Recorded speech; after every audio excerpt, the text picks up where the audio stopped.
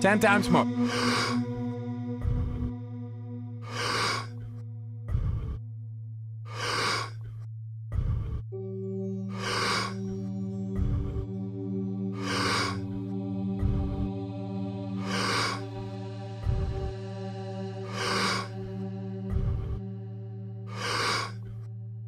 Two times more.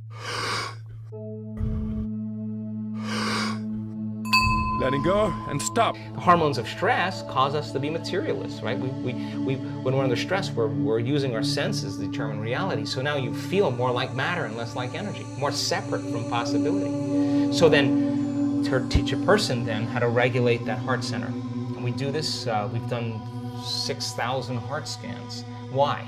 Because if I can teach you how to get in that heart state, and I can teach you how to activate that center, and I can teach you how to regulate an elevated emotion, the heart starts to create a very coherent signature. And when the heart starts beating like a drum, like dropping a pebble in water, it begins to produce a measurable magnetic field up to 3 meters wide. Now you're more energy than matter, more wave than particle. Wow. Now, that field that's being created is measurable, and that's an energy, and energy is frequency, and all frequency carries information.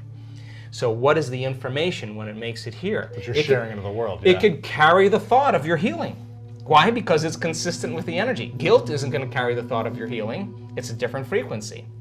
And all of a sudden now, the person is elevating their emotional state and they're allowing their thought to be carried on that frequency. They're broadcasting a whole new energetic signature. But thoughts are the language of the brain and feelings are the language of the body, and how you think and how you feel creates your state of being. So then the question is, if you keep practicing creating that state of being, it should become familiar to you, yes or no? Yes. The word meditation literally means to become familiar with.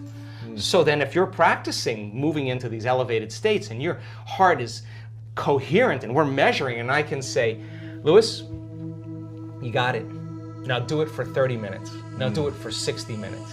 And you practice creating that coherence. You'll know when you're there and when you're not, yes or no? Sure. And then you would be able to say, like a skill, like anything else, give me a minute. I'm going to step out and you're going to go back in the heart coherence.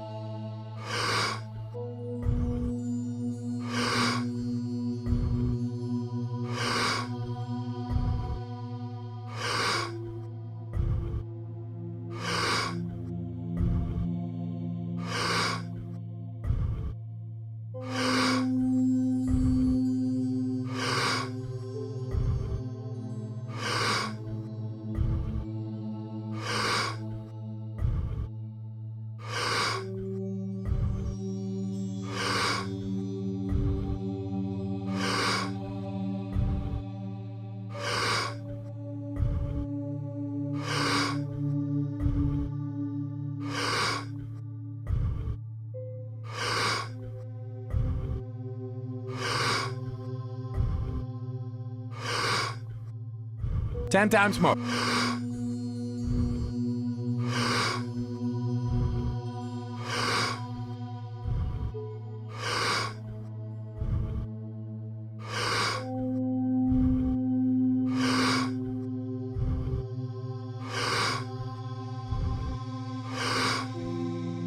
Two times more.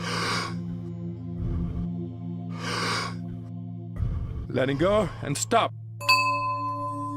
Practice a formula. Again, rest your attention, start calling up elevated emotions, and when you start seeing that starts happening, then you sustain it, and you keep practicing, and all of a sudden, it gets longer and longer and longer. Now, what's the relevance behind that?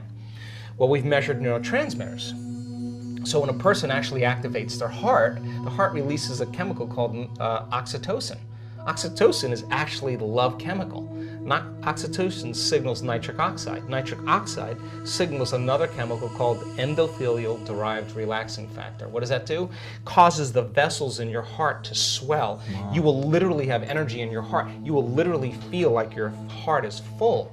Now, once you have that feeling, you're not going to want to trade that feeling for anyone or anything. You're going to say, why would I judge that person? If I judge that person, I'm going to lose this feeling.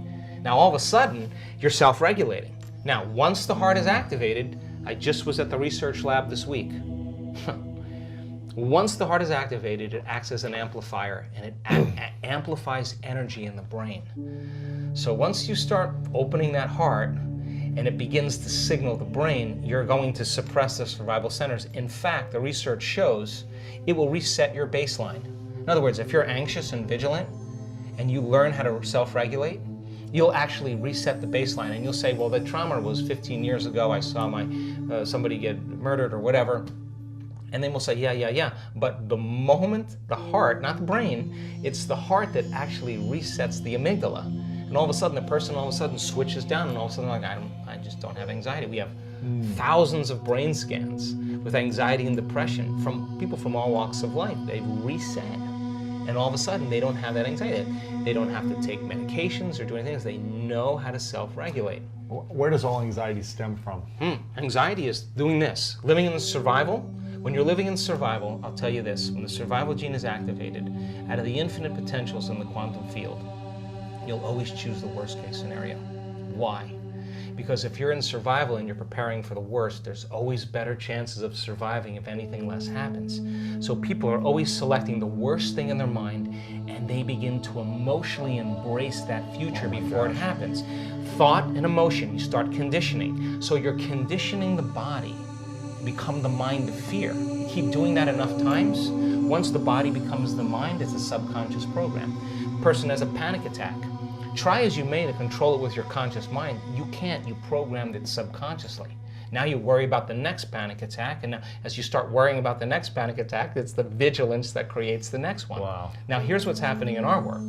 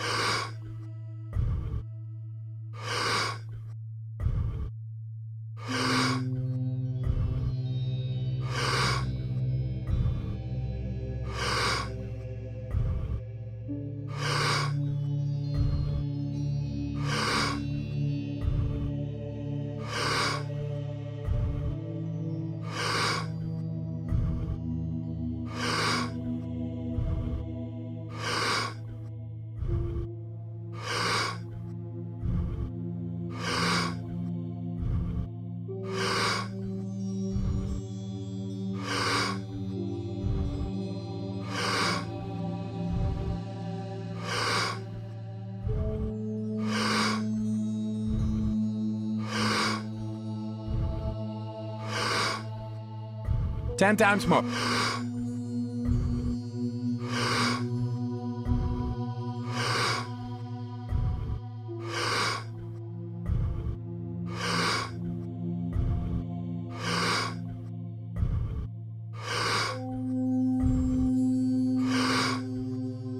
2 times more.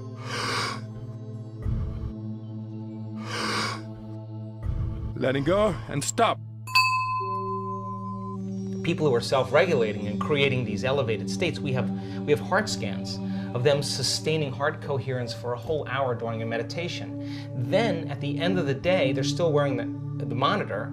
It's 8 o'clock at night, they're not even in a meditation, and for a whole entire hour they're in heart coherence. We say to the woman, what's going on here? She said, I have no idea. I was just getting ready for bed and all of a sudden my heart just swelled up. It was so intense I had to lay on my back and surrender to love instead of surrendering to fear. She had a spontaneous love attack instead of a spontaneous panic attack. Now, I would call that the natural state of being. So then, if you're living by those elevated states and you know how to feel that emotion of your future before it happens, you're less likely to wait for it to happen because you'll feel like it already happened. You're less likely to try to control it. You'll know that the moment you lose the feeling, you just disconnected and you're going to make your way back. And when you get good at it, no person, no thing, no experience can take it away from you. And now you're empowered. And if you understand the laws of how creation happens, then you're less likely to compete and rush to get what you want. You're going to know that it's going to come to you. And now that's the new model of how we create. Knowing it's going to come to us at the right time. What if we want it faster? No, you just do it again. But remember, if you're trying to make it happen faster, you're back to the old self. Right. The new self would never do that. The new self would constantly stay there. And so then how does it appear? It appears in a way that you can't expect. Because if you can predict it, it's the known. It's going to come in a way that you haven't thought of, an unknown. And it's got to rock your world. It's got to catch you off guard. It's got to leave you no doubt that what you've been doing inside of you that produces some effect outside of you. And when you correlate what you've been doing inside of you with the effect that you produced outside of you, you're going to pay attention to what you did and do it again. And the energy of the joy that you feel when it happens, you're going to use that energy to create again. Now, people say to me, well, I'm this way because of that person and that thing. I would say to them, so you mean then that person or that experience out there is controlling your thoughts and feelings? That means you're a victim to your environment. But when you start changing your thoughts and feelings and it starts to produce an effect in your environment, you're going to change the belief that you're a victim consciously or subconsciously of your life to becoming more of a creator of your life. And now all of a sudden when you become more a creator of your life, you can't blame anybody. You can't say, well, that person or that thing. You'd have to say, I got to be greater than that environmental condition. Who in history can I study that had the same challenges? What did they do? Let me just work that into my rehearsal so that I can improve, right? Just like you've done with sports. It's the same process.